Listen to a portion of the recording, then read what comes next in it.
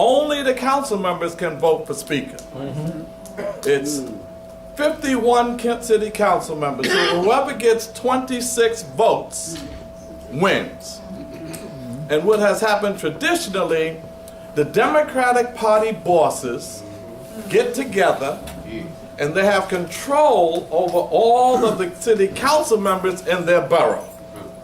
Because why? All of them are part of the Democratic Party machine that helps them get elected, gives them money, make sure they get on the ballot. So whatever the boss says, that's what you do. So the boss in Queens is Crowley. Joe Crowley, the congressman. There are 14 council members in Queens. He got a lock on him. There are 8 council members in the Bronx. Marcos Crespo is the county leader for the Bronx, a Latino brother. He has 8. Keith Wright is the boss in Manhattan, who doesn't have control over the Manhattan folk. He has 10. In Brooklyn, white man, Frank Sedio, there are 16 council members in Brooklyn. So all the 2 white boys got to do is get together. 16 and 14 is 30. They only have to talk to you. And they pick the next council member, speaker. Or if Queens, 14, gets together with the Bronx, 8, that's 22. They get the 3 Republicans from Staten Island, that's 25. And then they get Corey Johnson, 26, and that's it. So why is the speaker's race so important? The speaker is the second most powerful position in the city. The second most powerful position in the city to the mayor is the speaker of the city council. The speaker gets the city council members to pass the budget. The $85 billion budget that the mayor is going to propose, it is the city council that passes that, not the mayor. He just proposes it. The speaker picks all the chairs for all the committees and all of the council members that will sit on the committees. So if you think you getting a chair that's going to make you so powerful, but I got news for you, buddy.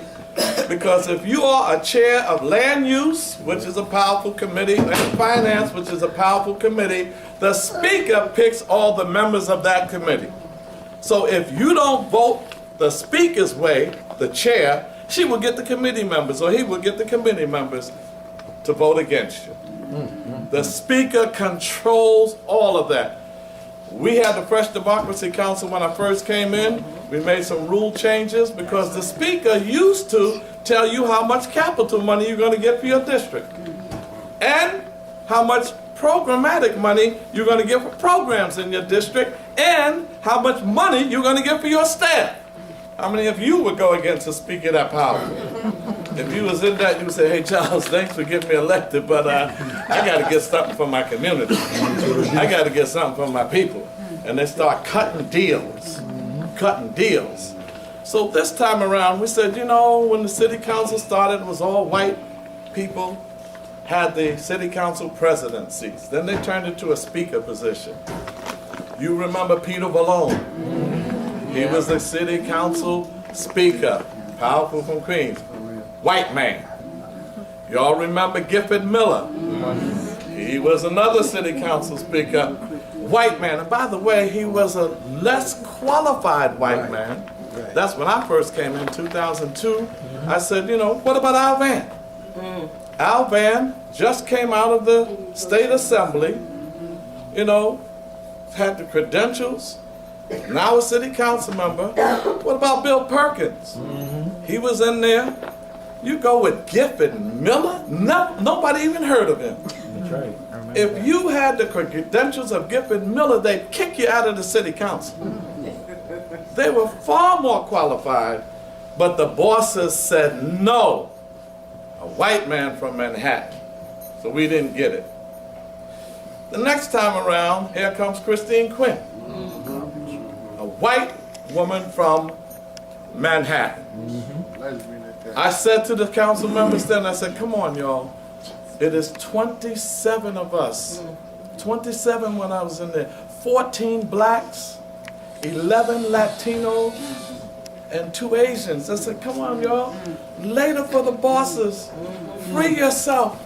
Run off the plantation. You can do it.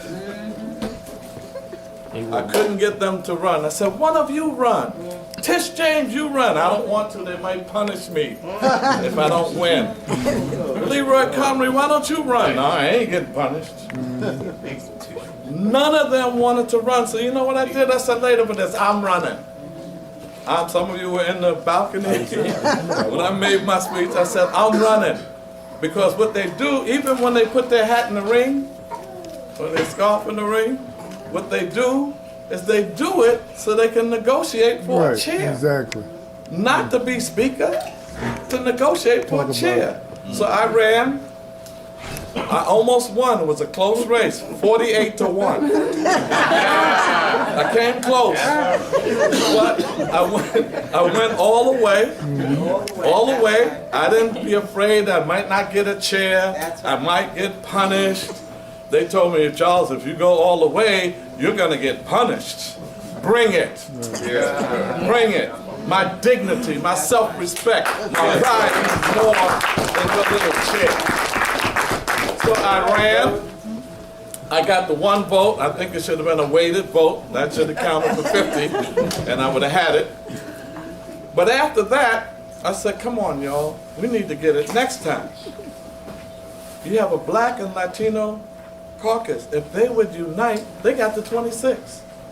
So now here comes the Working Families Party. Here comes the Working Families Party. The diversity at the bottom and the white at the top. They come and start this progressive caucus. They say that the black and Latino caucus, are they weak? Come on, Jamani. Come on, Tish. Come on, Melissa. Y'all join the progressive caucus with your $1,500 that you have to pay. Join the progressive caucus. The progressive whites only had 6 people. We had 26. So they start pulling them away, and then they now became the leverage for speaker because they pulled all of that power away from the caucus. So who they decide? A Latina. Melissa Mark-Viverito. They negotiated with the bosses, and they got angry at me because I didn't say we don't want to go from one master, the bosses, the bosses, to Bob Masters, who's head of the Working Families Party. The 3 white boys that control the Working Families Party is Bob Masters, Dan Canton, and Lipton, Bill Lipton. That's the 3 white boys that head up the Working Families Party. They decided, Melissa, now check this out. Under my nemesis, Christine Quinn, fought her every day. Yes, she did. Fought her every day. So we need a black person head of land use. We never had one. She gave in, we got Comrie. Now, we didn't really get a black person, but we got Comrie. We got Comrie. We did get Comrie. And then we got a black man to head up the education committee, Robert Jackson. Remember him? Head of education. We got a black woman to head up the ethics committee, Inez Dickens in Harlem. And we got a Latina, your son, Joe Rivera, to be the majority leader. By the way, give Jose Rivera, my assembly colleague, Jose's son was the majority leader. This is what we had under my nemesis, Christine Quinn. The Latina gets in under the leadership of the Working Families Party. All 4 of them turn to white men. We lose those 4 seats under the Latina. So now we come now. All right, you had white men, you had white women, you had a Latina, all communities got theirs. It's our turn now. That's right. It's our turn now. It's our turn now. Here comes Carnegie and others saying they're running, and we say, okay, we ain't crazy about y'all either, but you know, you're black, so we're gonna give you a play and let's see what happens. They disrespect us, they never get back to us. Are you gonna go all the way, brother? I gotta get back to you. you know, I want finance chair. I said, brother, you know, if you get finance chair, it appears to be a powerful position. You will not have the power over the finances, over the budget. You'll just be facilitating, because she'll have that, or he'll have that committee staff. Now, Corey Johnson, I'm not going to get into people's personal stuff, but he is far from qualified. Oh, far from it. I mean, far from it. Yeah. I mean, real far from it. Far from qualified. I just don't want to get into no personal attacks, but he's far from qualified. Y'all say far from qualified. Way down the road. So, and then you have the other guys running. So we couldn't get them to say, brother, stick to the end. Go all the way to January 3rd. Get up on the floor. Make the stance for your people. Yes. Make the stance for your people and say that I'll go to the end. So they didn't want to do it, but we got somebody tonight who's willing to do it. All right, come on. So I just wanted to give y'all that brief history. This is about our pride. They'll say, why'd you start so late? We was giving them a chance. That's right. Yeah. They'll say, come on, you know you can't get the votes. Let me tell you something. Maybe we can. We should try. You know, when you get in this space, you just try anyway. That's right. We got 7 days after tomorrow to convince those Black and Latino members to opt out of their deals, come back to the people, and do the right thing and vote for our candidate for city council. We're going to work them. We're going to go to Harlem and work them. We're going to go to the Bronx and work them. We are going to go to all of those places and work those people. And on January 3rd, we'll see who got heart, we'll see who got spine, and we'll see who's buck dancing, shuffling, and unwilling to take a stance for their people. This is about the dignity of a people. So I'm going to kick it to Viola. She's going to introduce our candidate, and we're going to go from there. Straight ahead. Straight ahead. What I want us to dig on, though, right? I want us to say every borough, right, has a city council person. That's right. Every one of those bosses sit on top of Black city council people. That's right.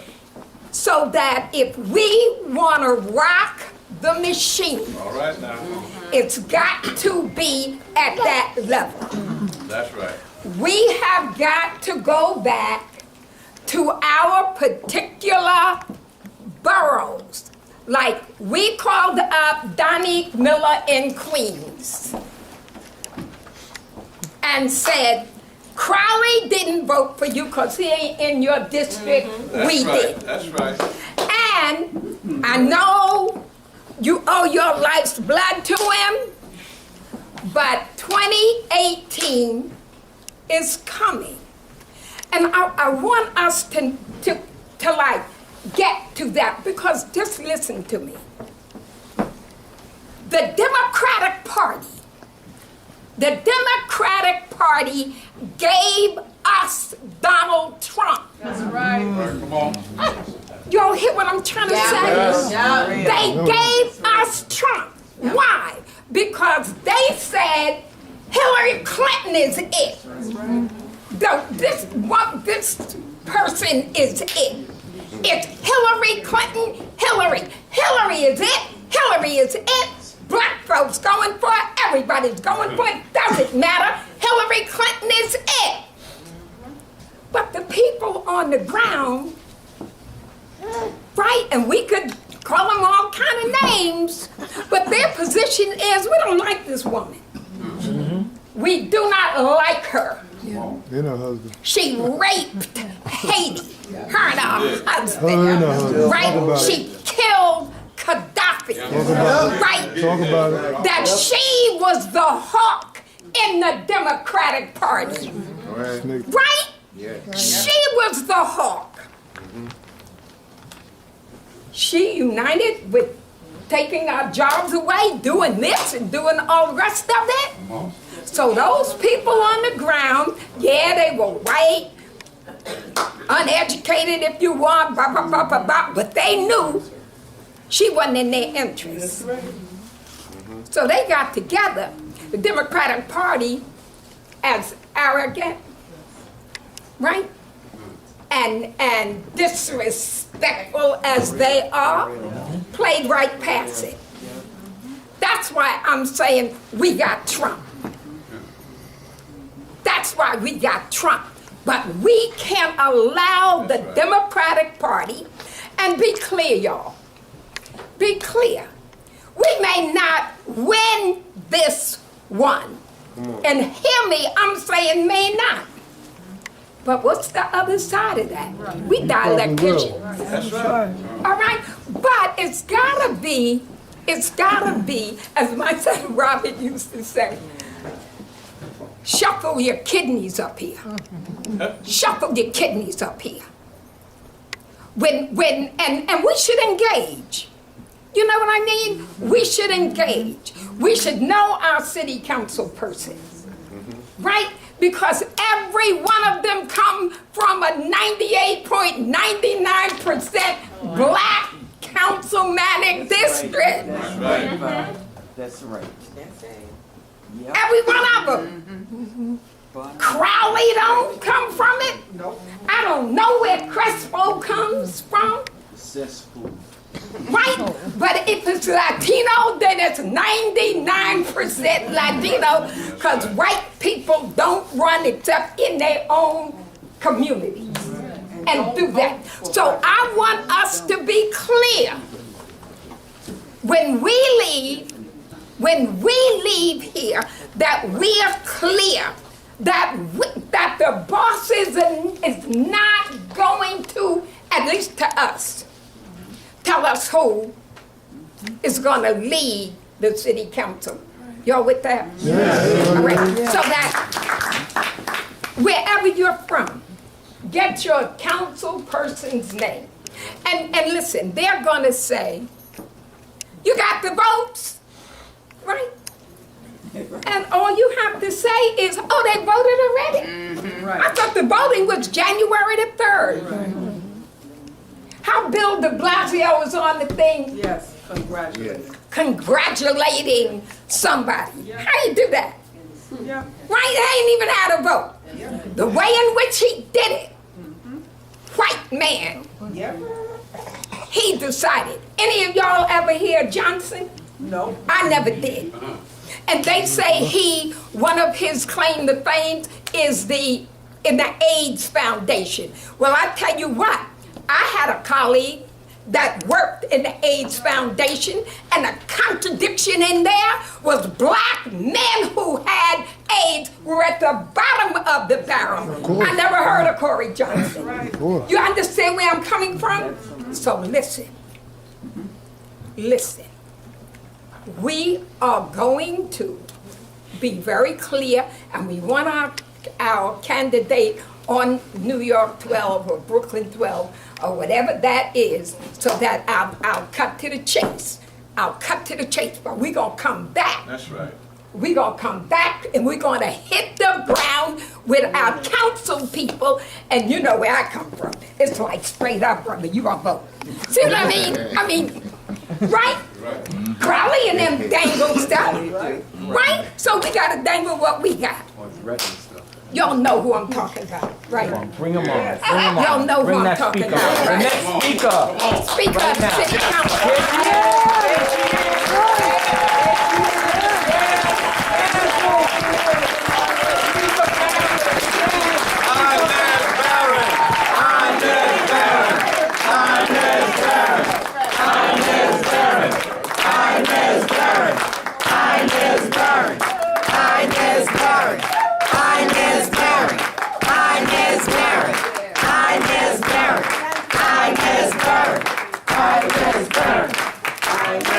Thank you so much.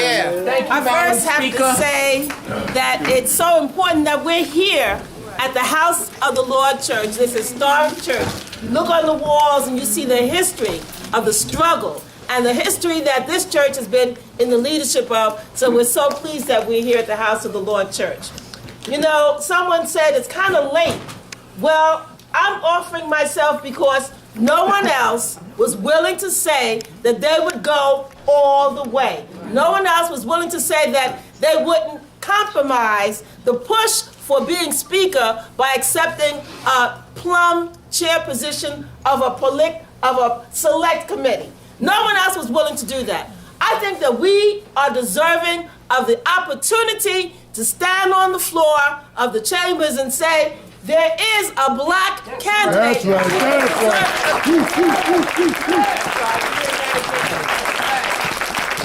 It's interesting because there's certain people here who, from the time that I was elected 4 years ago, said, why don't you run for speaker? That's right. My position was always, I will get behind whoever it is that the body brings forth as their candidate. We have a long way to go because the Black, Latino, and Asian caucus, as you have heard, has 26 members who couldn't come together and say, couldn't even say, we want a Black or Latino candidate. Couldn't even make that statement.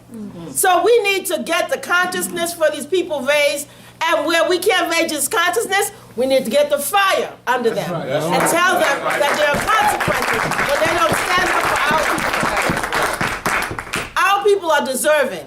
And I'm here to say that I'm here for a paradigm shift. I'm here to shift the way it has always done, and I'm following in what my predecessor, now Assemblymember Charles Barron, did. Because this is what he did. He told you. He asked the people when he was there, you run, I'll back you. You run, I'll back you. You run, I'll back you. None of them were willing to do that.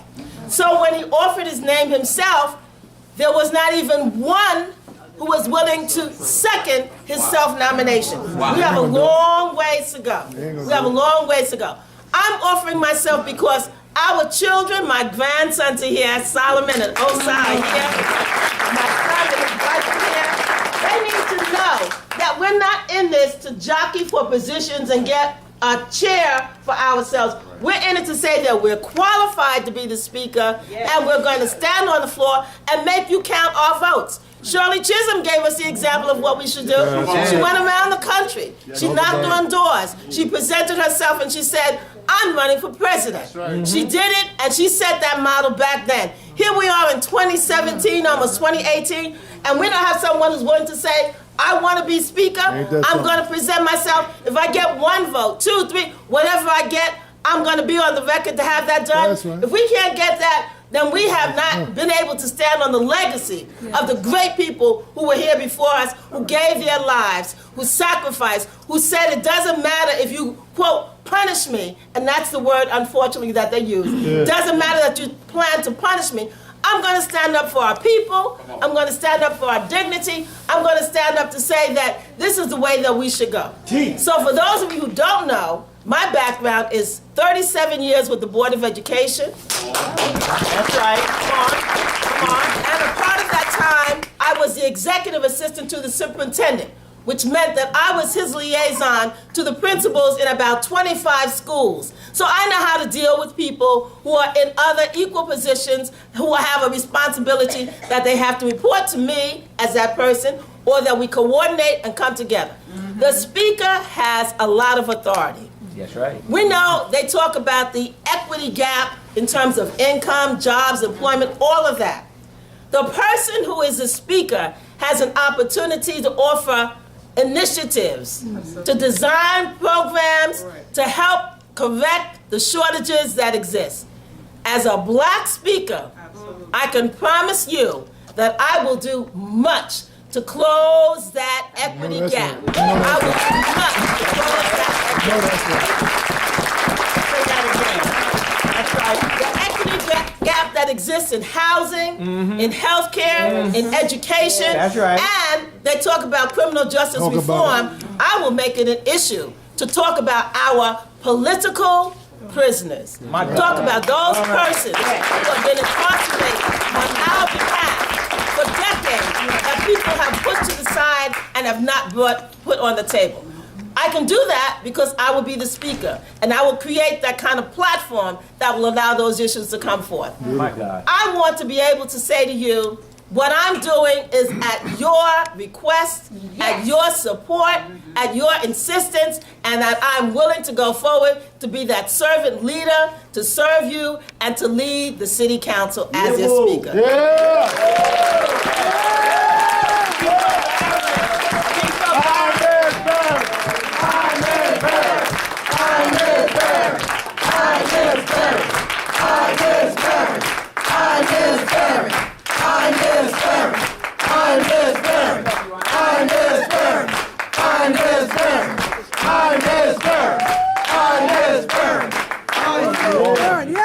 Awesome.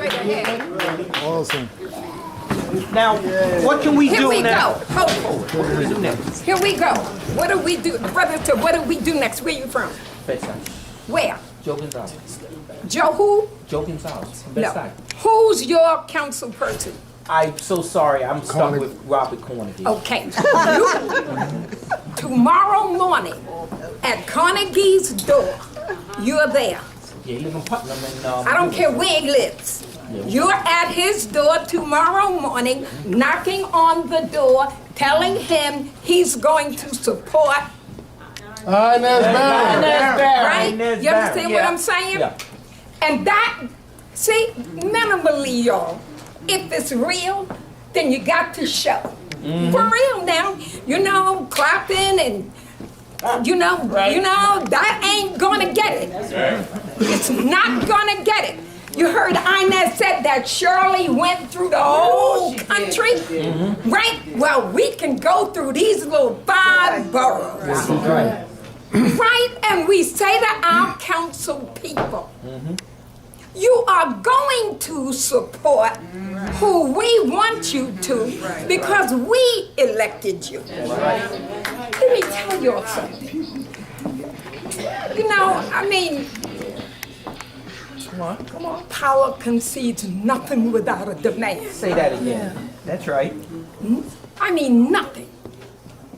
We will say to our council people, we elected you to represent us, not Crowley in Queens. Because we don't see Donovan. You know, we don't go see Steph. See, because y'all ain't timid, right? No. And let me tell you, and it's not against the law to lobby your council person for your issue. It ain't against the law. It ain't breaking nothing. It's you. That's your right. You can lobby your council person for your issue. That's right. You really can. No matter where he is, in the restaurants, right? When he step out of church, wherever he is, you can lobby him. But if there's no heat, if 3 people go see one of them really upstanding, strong, black, Latino council members, 3, right? They begin to waver. And that's all we need them to do. We need them to waver. We need them to go look at these white men and say, check, the natives are restless. Yes. Right? So then, the vote is January 3rd. All right?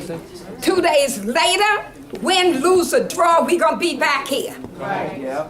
I don't hear you. Yeah. And let me tell you why we're going to be back here. Because whoever the speaker, even if it's Inez, we are going to see Inez. And we are going to say to her, we want land use, That's right. we want finance, we want the whip, we want to be the Democratic leader, right? And we want the chief of staff. Right. Y'all hear that? Yes. I see some of y'all is very quiet, so I don't know what that means. Do y'all hear that? I mean, come on now. This is not about, you know, we come here and clap. This is a shown up, take up what you clap for. Your pride, your blackness, your whatever. That's what this is, right? That's what we supposed to be. We supposed to be doing in here. Right now. So, whatever your questions, however you got to deal with it, what you think you don't know, then come on, ask it.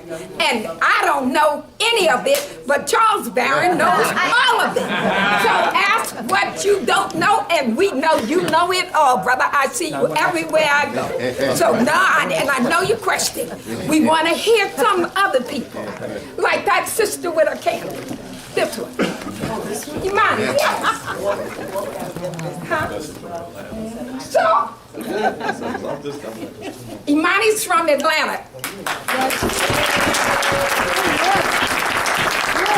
Nonetheless, the last time I saw her, she and I was working a campaign. That's right. So it ain't All like the way from Atlanta, working the campaign. That's right. Right? So, come on, somebody. Question. Let me just acknowledge a few people while you're thinking about your question. Minister Henry Muhammad from There he is. There he is. That's right. There he is. Any questions? I got a question. Why don't you take this to City Hall, Hey, what? this movement? We are. We No, I mean before the 3rd. Why don't you have a press conference on the steps and thought announce about it? that, having a press conference on the steps of City Hall. We were thinking about doing that tomorrow on Wednesday, but we wanted to drum up more support. So that's in the thinking.